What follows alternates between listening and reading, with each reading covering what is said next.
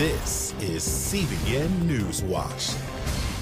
Hello, everyone. Thank you so much for joining us for CBN NewsWatch for this Friday, December 13th. I am George Thomas. We begin in our nation's capital, where the latest on impeachment right there on Capitol Hill. Today, the House Judiciary Committee is working to advance articles of impeachment against the President of the United States, moving it towards a vote in the full House in the coming days. This comes after 14 hours of often bitter partisan debate. We have an ongoing crime. We have a crime in progress. It's not just an attack on the presidency. It's an attack on us. It's an attack on those of us who believe in this president. This is a constitutional crime spree. That's why courage is so badly needed right here, right now. Our national security and democracy are depending on it. Our senior Washington Bureau correspondent Jennifer Wishon joins us now with more. Jennifer, what's the next step, and is there any chance this doesn't pass in the full House before Christmas? Hello, George. Well, later today, we're going to see the House Judiciary Committee meet, and they are going to pass articles of impeachment, and they're going to send that to the full House. And once that is done, the House will be primed to vote on this in the coming days before Christmas. And, George, there's no question Democrats are motivated to make Donald Trump the fourth president to be impeached, and they're going to do it. They have the votes to do it. They have a 36-vote majority in the House, and even if some Democrats vote against it, they still have the votes to get this done. So sounds like this is a done deal. However, earlier this year, Speaker Nancy Pelosi said impeachment should be bipartisan. Is the vote expected to be bipartisan? Absolutely not. Republicans are united. They are not going to vote for this. What is going to be bipartisan, George, is the members who vote against this. We've already heard from several Democrats in swing districts who say they're not comfortable voting, and we could see many more. Some senior Democratic aides told the Washington Post we could see 6 or even more Democrats defecting to vote with Republicans against this. This is really on the minds of Democrats, and it should be, because you remember, George, Democrats have a majority in the House because of these swing districts. It's not because of the more liberal members. It's because of these more moderate members serving in so-called Trump districts. And so they're going to be weighing this decision very carefully, because voting for impeachment could cost them their seats. Of course, as the new year approaches, both parties are looking towards the 2020 election. I'm curious, how does this all weigh in the mind of the public? Well, George, I have always said that throughout this impeachment process, the American people are the most important players in this process, because they are the ones who ultimately get to say who stays and who goes. And despite all the noise of impeachment, these many months of investigations, these last few weeks of hearings, of evidence being put forward, the needle has not moved with the public. We still see there is a slim majority of Americans, about 50 to 45%, who say that they are against impeaching and removing the president from office. Now, if you look at swing states, those numbers go up even higher. Even more Americans are opposed to impeachment. And get this, George, if you look at independent voters, they are strongly opposed to impeachment. Depending on what polls you look at, it's anywhere from like 8 to 19 points percentage points Americans opposed to this. So despite everything we've seen, this has not been a home run for Democrats. And I think that's why when, after the House impeaches the president and this moves into the Senate in the new year, we've already heard from Mitch McConnell, who says he wants to move this quickly and says that despite the president's request to call high-profile witnesses like Joe and Hunter Biden, that a lot of Republicans don't have an appetite for that. Yeah. And so I think that we probably will see Republicans not calling any witnesses because they want to get this done. Yeah, wow, which all tees it up for a very interesting 2020 election season. Jennifer, thank you so much for that analysis. Jennifer Wishon reporting from our bureau in our nation's capital. On to other news. Sponsors of a new bill in Congress want a federal expansion of both religious freedom and LGBTQ rights. They call it fairness for all, and they say it's a better deal for people of faith than the Radical Equality Act that was passed in the House last spring. Heather Sells has a report. The bill, known as Fairness for All, expands the Civil Rights Act of 1964 to include sexual orientation and gender identity. It also provides exemptions for religious liberty. And that's key for people of faith who have watched their protections decline while those for LGBTQ people have grown. In New York, wedding business owner Cynthia Gifford had to pay state fines after refusing a same-sex ceremony on her property. When the government tells you what to say and punishes you if you don't, is scary stuff. Christian colleges and universities have also faced a host of religious liberty battles, so they work to frame the bill. It's very important in America to be able to teach and to have policies that reflect a conservative, orthodox, and historical position on marriage. And we want to make sure there's no penalty around those beliefs in the future. A small group of gay activists have also pursued the bill. They say it's a far better deal for people of faith than the Radical Equality Act, which House Democrats passed unanimously last spring. And eventually, both of these sides and both of these bills are going to have to start working together to find something that can actually pass both chambers of Congress and be signed by a president. The bill's Republican sponsor, Utah Representative Chris Stewart, says it's time for lawmakers to resolve the country's debate over religious liberty. I think it's better for us in society if the courts don't have to resolve these issues one at a time, often in conflicting findings and over many, many years, that leads to uncertainty and, in too many cases, strife and conflict.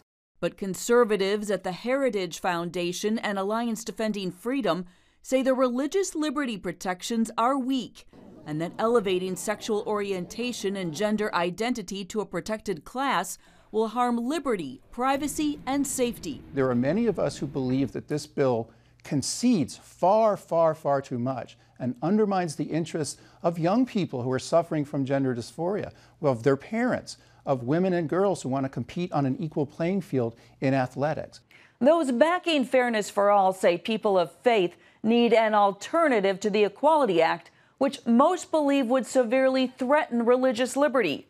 They believe Fairness for All could lead to a long-term discussion and solution with the LGBTQ community.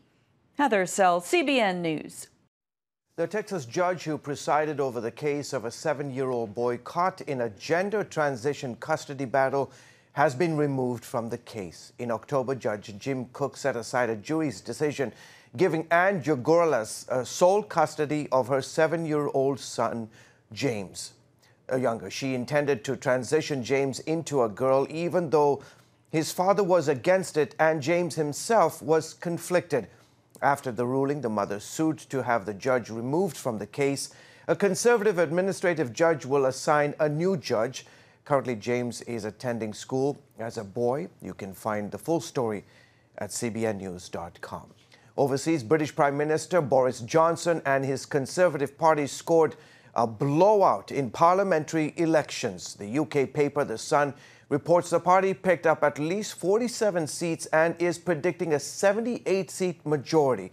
It's the biggest Conservative win since Margaret Thatcher led the party back in the 1980s.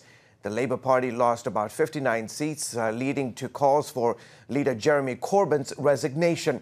Johnson says the results show voters strongly support his effort to complete Britain's exit from the European Union by January 31st.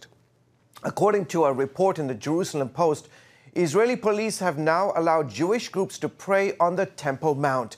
Our Middle East Bureau Chief Chris Mitchell joins us now with more on the significance of this. Chris, good to see you. Why is it significant that Israeli police might be allowing prayer on the Temple Mount?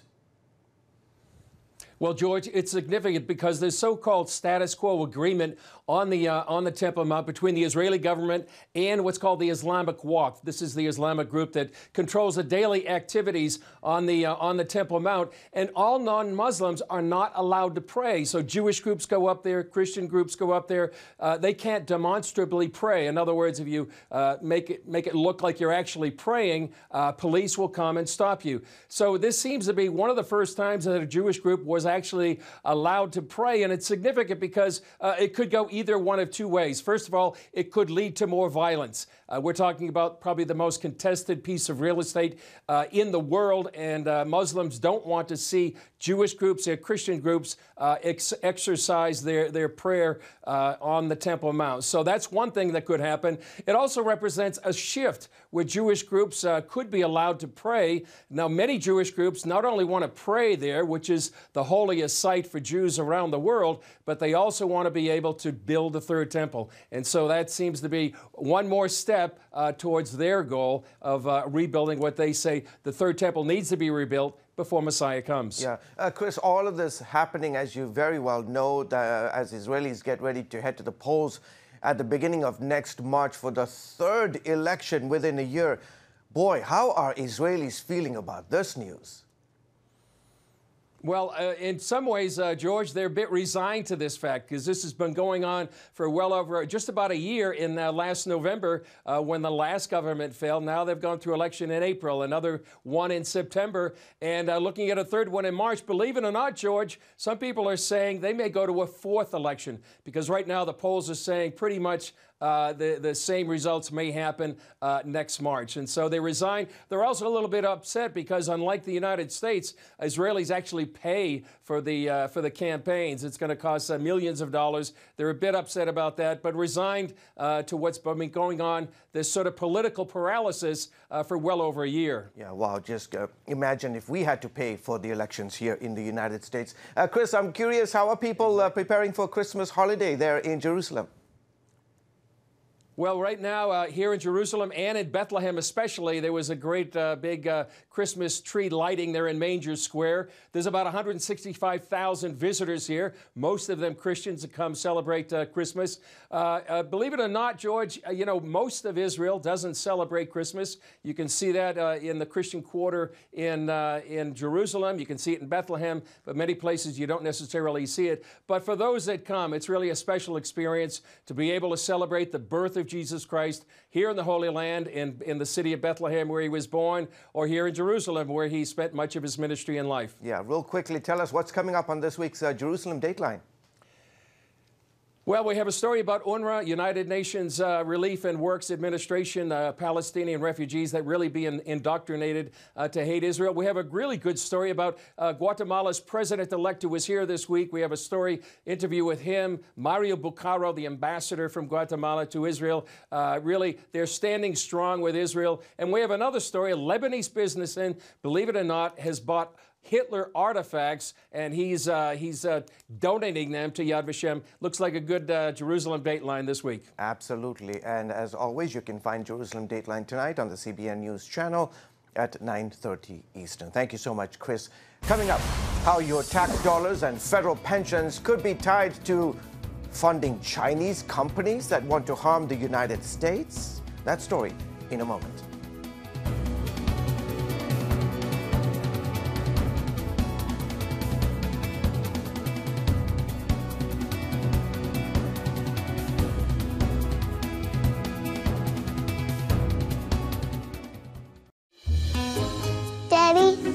Yeah, buddy. How many nickels are in a dollar? There are 20 nickels in a dollar. How do birds fly? Does milk really make my bones stronger? Yeah. Daddy, when we die, will we go to heaven? Do you have the answer to life's biggest question? Call the 700 Club. We'll help you find answers to the important questions life brings your way.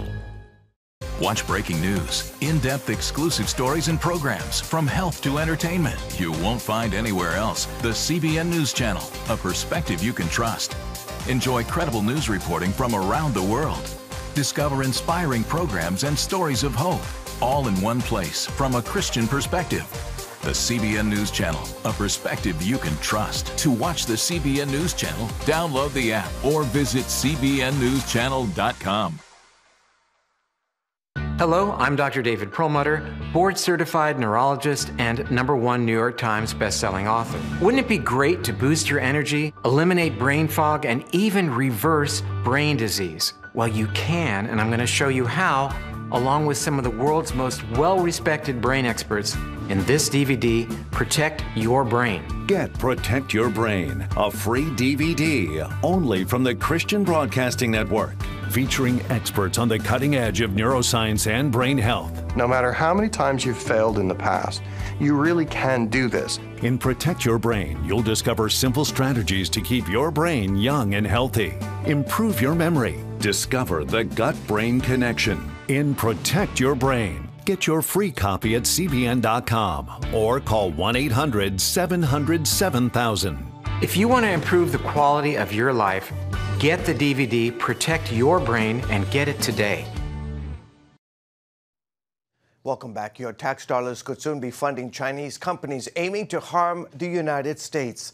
CBN News national correspondent Eric Phillips explains. This somewhat quiet decision will affect hundreds of thousands of federal workers, including our military. Frank Gaffney leads the Committee on the Present Danger, China. He charges Wall Street is behind this underwriting effort because Morgan Stanley includes certain Chinese companies in its federal retirement portfolio. Gaffney says trillions pour into companies that not only promote human rights violations, but also literally fight against us, like Aviation Industry Corporation of China. Building actual weapon systems designed to kill American servicemen and women, and for that matter, the rest of us. Gaffney is speaking out now because the U.S. government sits ready to follow private industry. The board overseeing the Federal Retirement Thrift Savings Plan has decided to include the same companies in its portfolio.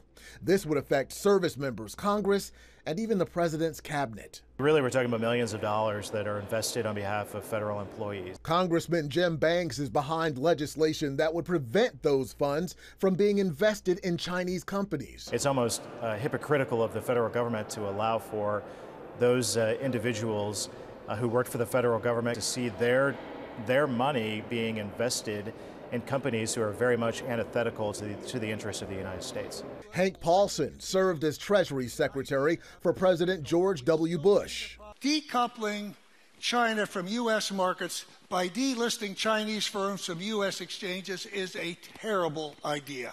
Paulson says the U.S. survived the 2008 financial crisis by coordinating with other key economies like China's. He disagrees with the argument that American investment in Chinese companies threatens national security. Even as we build a high fence around a small yard to protect national security, we must not impair our individual and shared economic security and that of the rest of the world. Gaffney insists that outlook is a mistake. On the one hand, you have the financial community, which pretty much doesn't care about national security. It's all about the money. On the other hand, you have the national security community guys. And by and large, with some exceptions, they don't know anything about finance. And in between, he says, lurks a dangerous place where the Chinese Communist Party has learned to thrive. Is simply scandalous. Gaffney and others like Congressman Banks hope sounding this alarm will help put a stop to this type of investment into the Thrift Retirement Savings Plan.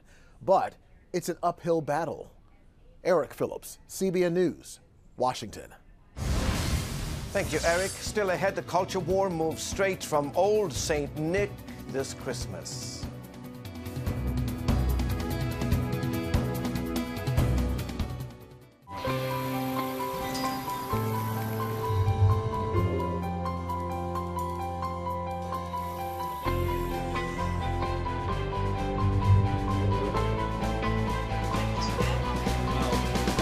I am Region's first ROTC graduate student.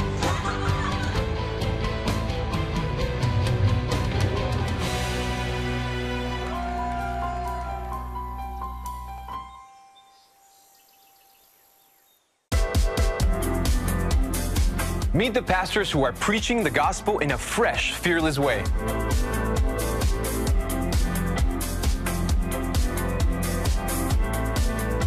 I'm Roberto Torres-Cedillo.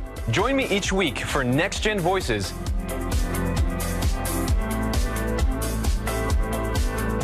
And watch God transform a generation.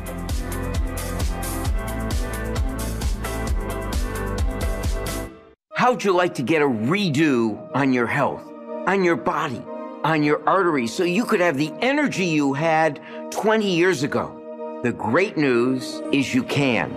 I'm Dr. Mike Roizen, chair of the Wellness Institute at the Cleveland Clinic. I've written 4 New York Times bestsellers. But even better than having to read all that, you can listen to this DVD and watch it. Protect your heart? Yes, you can. Here's how. Go to CBN.com or call 1-800-700-7000 for your free copy of Protect Your Heart. Let the medical experts show you their new discoveries on how to avoid heart disease and even reverse it. Easy steps to uncover the hidden dangers in your medicine cabinet, reduce stress, and get a complete do-over for your health. Call 1-800-700-7000. That's 1-800-700-7000. Or go to CBN.com to claim your free copy of Protect Your Heart. As we approach Christmas, old St. Nick himself is caught up in the culture war. Our Mark Martin talked with conservative commentator Todd Starnes to figure out what on earth is going on. First of all, tell us about the latest attack on St. Nicholas based on gender neutrality. Oh, yes. The sex and gender revolutionaries got their tinsel in a twist with the lady on Facebook. She had written about Father Christmas, and that set off a lot of people who were very upset because the lady did not use gender-neutral language to describe jolly old St. Nicholas. And the fact of the matter is, as far as I know, and as far as history tells us in folklore, that Santa Claus is in fact a dude. What does this say about our culture, Todd, when not only nativities and the true religious aspects of Christmas are under attack, but now even the more secular part?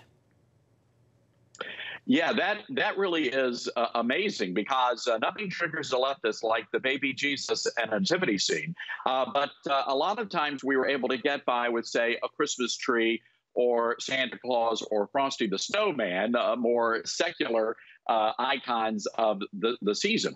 But you're right, now even those are under attack. And what's really fascinating when you look at this controversy as it unfolded on Facebook, there were sex and gender revolutionaries coming out of the woodwork saying that Santa Claus should be gender neutral. And this is not the first time this has happened. In 2017, a children's author wrote a book where Mrs. Claus was a Mr. And the Huffington Post just recently published an essay suggesting that Rudolph the Red-Nosed Reindeer was queer. So, look, let's just get to the bottom of this. When push comes to shove, let's get real.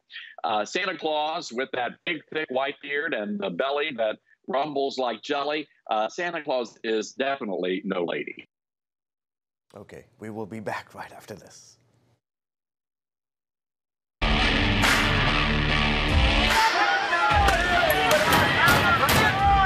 Having sex before you're married is a bad idea. Don't tell me there's no such thing as gun violence. That just depends on your definition of when life begins. Watch Dan and Dale tackle trending topics that test your faith on the next Faith Wire, Monday night at 9:30. The Global Lane takes you around the world, providing facts over fiction. What might rising trade and geopolitical tensions mean for you on the home front? With over 45 years of experience, award-winning journalist Gary Lane brings you the truth from a global angle. What about the issue of immigration? World news analysis you won't see anywhere else. And it's all right here on the Global Lane. Watch The Global Lane, Thursday night at 9:30.